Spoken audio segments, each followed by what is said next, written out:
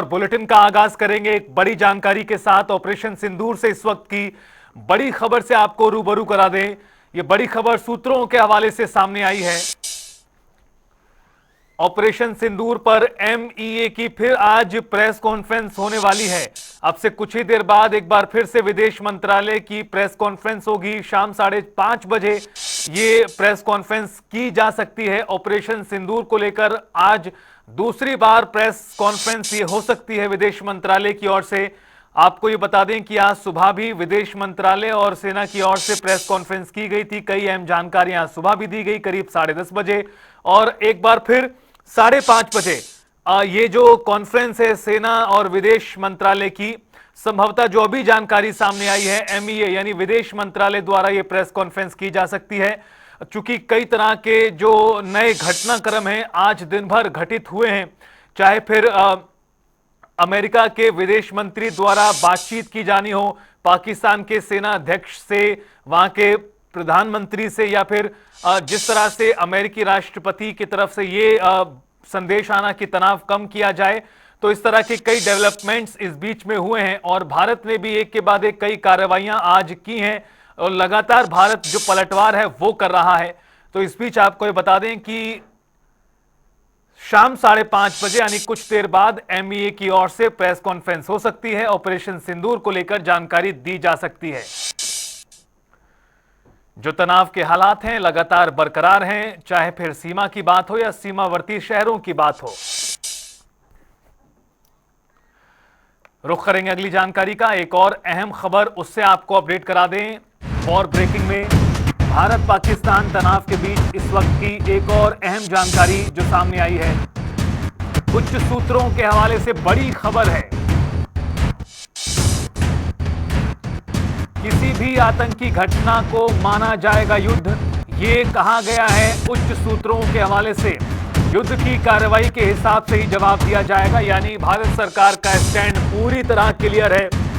भारत पाकिस्तान तनाव जो लगातार बरकरार है, इस बीच ये खबर सामने आ रही है कि कोई भी आतंकी घटना अगर होती है तो इसे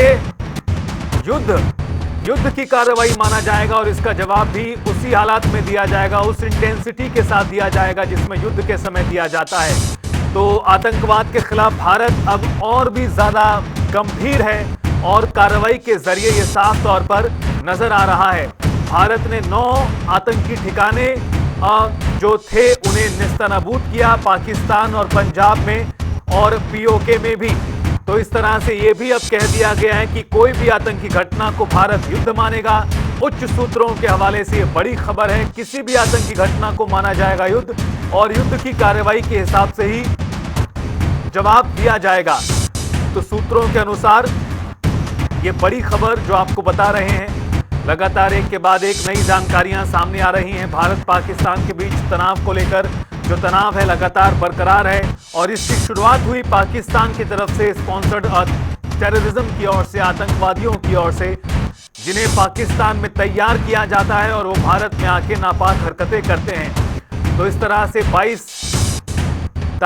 22 अप्रैल को पहलगाम में आतंकी घटना हुई। उसके बाद से लगातार भारत पलटवार कर रहा है आतंकवादियों के खिलाफ, और जब पाकिस्तान की सेना कोई दुस्साहस कर रही है तो उसका भी मुंह तोड़ जवाब दिया जा रहा है, फिर हवा में हो या फिर एलओसी से लेकर आईबी इंटरनेशनल बॉर्डर तक, जो पूरा 4000 किलोमीटर के आसपास का बॉर्डर है, उस पर जबरदस्त कार्रवाई भारत की तरफ से भी की जा रही है।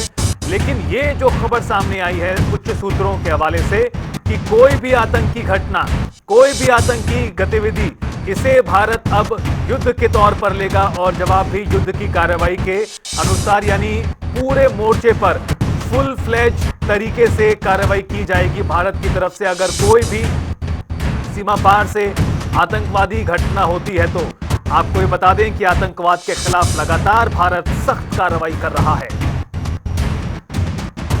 तो भारत पाक तनाव पर इस वक्त की ये बड़ी खबर जो उच्च सूत्रों के हवाले से सामने आई है।